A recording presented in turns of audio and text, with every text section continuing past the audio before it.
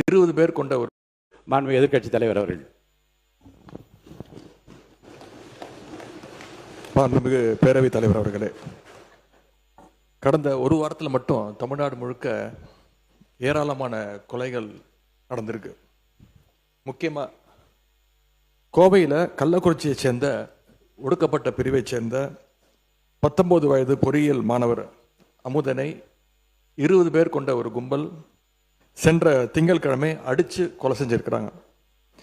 இந்த பிரச்சனையை நான் ஏற்கனவே இந்த அவையில் எழுப்பும்பொழுது பள்ளிக்கல்வித்துறை அமைச்சர் இது ஒரு கோஷ்டி பூசலால் நடந்த தகராறு, நடந்த கொலை என்று இங்கே பதிய வைத்திருக்கிறார்.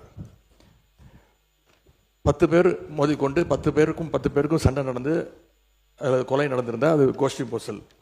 ஆனால் ஒரு மாணவனை கிட்டத்தட்ட 20 பேர் சேர்ந்து அடிச்சிருக்கிறாங்க. எனவே இது ஒரு படுகொலை.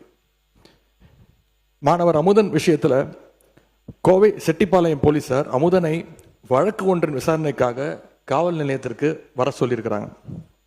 அப்பொழுது அந்த போதை கும்பல் பற்றி தகவல்களை கேட்டு அமுதனிடம் கேட்டு வாங்கியிருக்கிறாங்க. தகவல் வாங்கின காவல்துறை குற்றவாளிகளை கண்டுபிடிச்சு நியாயமாக அந்த போதைப் பொருட்களை சீஸ் செய்திருக்க வேண்டும், பறிமுதல் பண்ணியிருக்க வேண்டும். ஆனால் போதைப் பொருள் பயன்பாடு பற்றி தகவல் தந்த அமுதனுடைய தகவல்களை குற்றவாளிகள் கிட்டேயே பகிர்ந்துட்டு இருக்கிறாங்க. அதுதான் அமுதனுடைய மரணத்திற்கு முக்கியமான காரணமாக அமைஞ்சிருக்கு. இதை நான் மட்டும் சொல்லவில்லை, அமுதனுடைய பெற்றோர்கள் இருவரும் சொல்லியிருக்கிறாங்க. அவங்க இருவருமே, அவங்களுடைய தாய் தந்தை இருவருமே என்னிடத்துல தொலைபேசியில் அழித்து பேசியிருக்கிறாங்க. நான் அவங்களுக்கு ஆறுதல் சொல்லியிருக்கிறேன். அப்படி அவங்க பேசுகிறப்போ போதைப் பொருள் கும்பல் பற்றி காவல்துறையிடம் தகவல் கொடுத்ததால் தான் அமுதன் கொலை செய்யப்பட்டதாக அவங்க உறுதியாக நம்புகிறாங்க. அதைத்தான் என்னிடம் சொல்லியிருக்கிறாங்க. இந்த வழக்கு தொடர்பாக கள ஆய்வு செஞ்ச பல்வேறு சமூக ஆர்வலர்களும் இதே குற்றச்சாட்டை முன்வைக்கிறாங்க.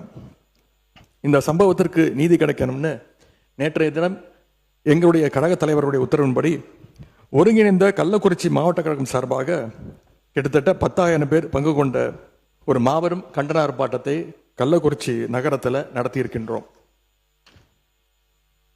இந்த கொலையை ஏதோ ஒரு தனிப்பட்ட சம்பவமாக அல்லது கோஷ்டி பூசலாகவோ நாம் கடந்து போய்விட முடியாது.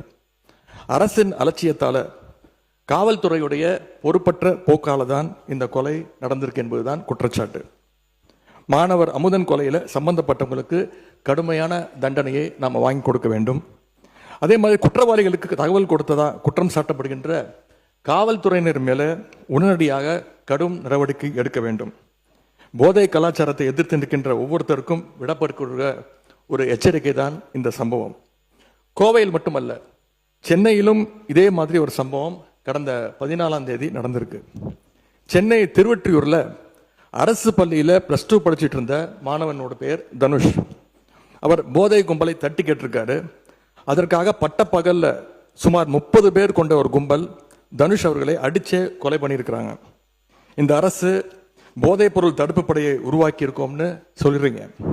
அதை சொல்லி பல கோடி ரூபாயில் விளம்பரம்லாம் பண்ணியிருக்கிறீங்க. ஆனால் களத்தில் நடக்கிறதை பார்த்தா இன்னைக்கு வேற மாதிரி இருக்கு.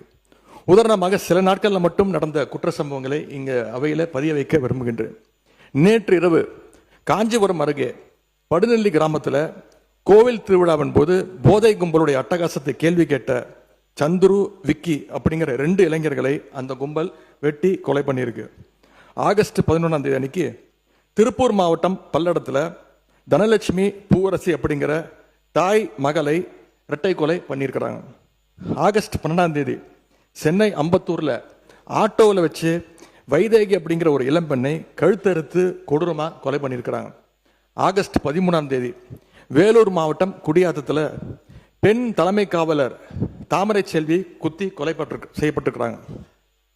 ஆகஸ்ட் 14ஆம் தேதி கோவை மாவட்டம் பாப்பநாயகன் பாளையத்தில் ஒரு வயதான பெண்மணி உறுப்பினர் கவன ஈர்ப்பு தீர்மானத்தில் நீங்கள் கொடுத்திருக்கிற அந்த பொருள் பற்றி மட்டும் நீங்கள் விளக்குவதில் நியாயம் இருக்கிறது.